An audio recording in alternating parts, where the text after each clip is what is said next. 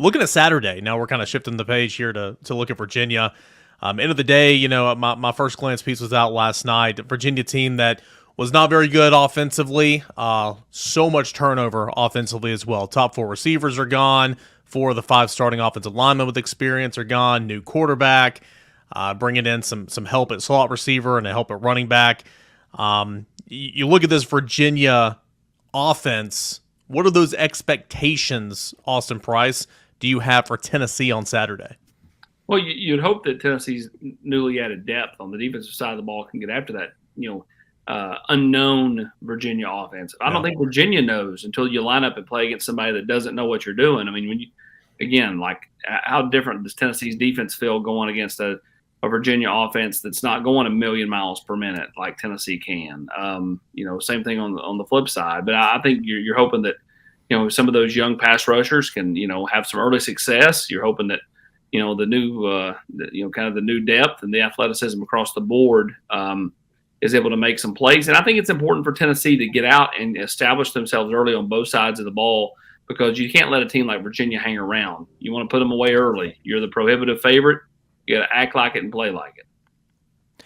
Josh Heupel was asked about a new quarterback for Virginia from Monmouth FCS program. His name is Tony Muskett, and this is what Josh Heupel had to say about the signal caller for Virginia.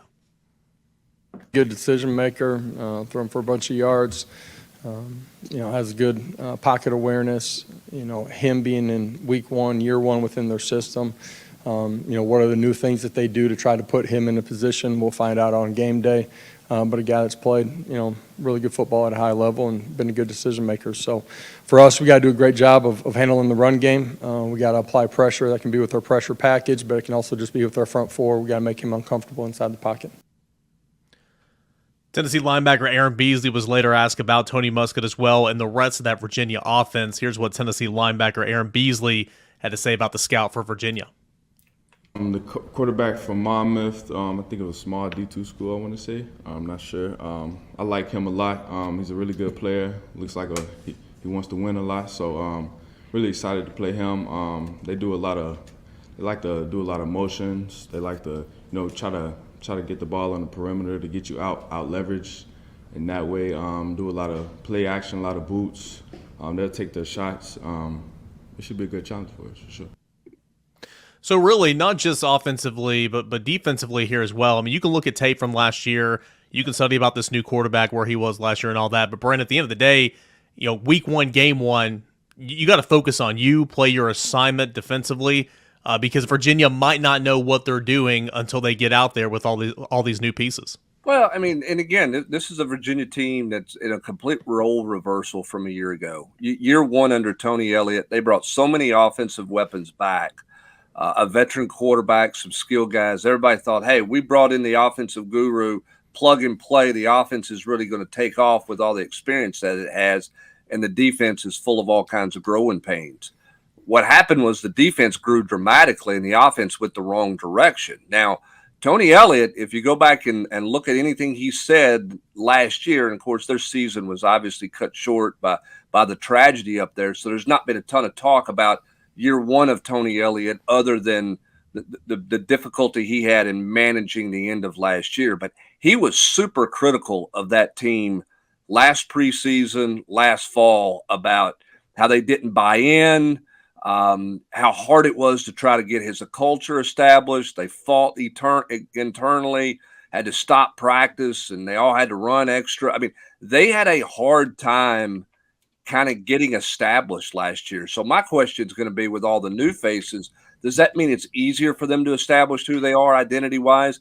Because it looked like they were kind of fighting within themselves offensively last year to do it the way they did it under Bronco Mendenhall the year before. And then Tony Elliott brings in something that's obviously very different than what they were doing under Mendenhall offensively. But you're right. You don't know. We'll find out early where they are offensively and kind of what they look like with all the new pieces and all the new parts they've got running around. Rob, I just think this is a good opportunity for Tennessee's defense to, kind of make a statement early. Now, again, Virginia might go on to win 7-8 games this year. We don't know, but I don't think they're going to win 10 or 11. but it's not going to be the same on Saturday than it will be 2 weeks from now when you're in the Swamp, when you're hosting South Carolina, A&M, and some of these SEC opponents. For this Tennessee defense, where we're talking about all offseason, they need to take a step. They need to go out there and show some depth. I think Saturday is a great opportunity to kind of put that on display to begin the season against Virginia. Well, I mean, I don't want to be flippant and totally dismiss him. And Eric, I know you just looked at Virginia, and I did a deep dive into him back in the summer for the previews. And offensively, I mean, it looks ugly. It's bad.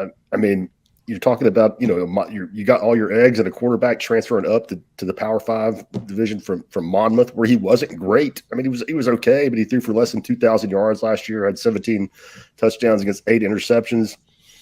No receivers worth mentioning at all are back. Leading rusher that's coming back had 300 yards and some change. Offensive line was spotty. I mean, for a Tennessee defense that has some question marks, especially in the back end, I think this is a great setup for them. Honestly, on paper, and again, it's on paper, they have one playmaker, okay, and that's a Northwestern transfer is going to play slot receiver. Outside of that, offensively, again, we just don't really know. Not bringing back a whole lot, so we'll have to see exactly what's in store for Tennessee's defense on Saturday.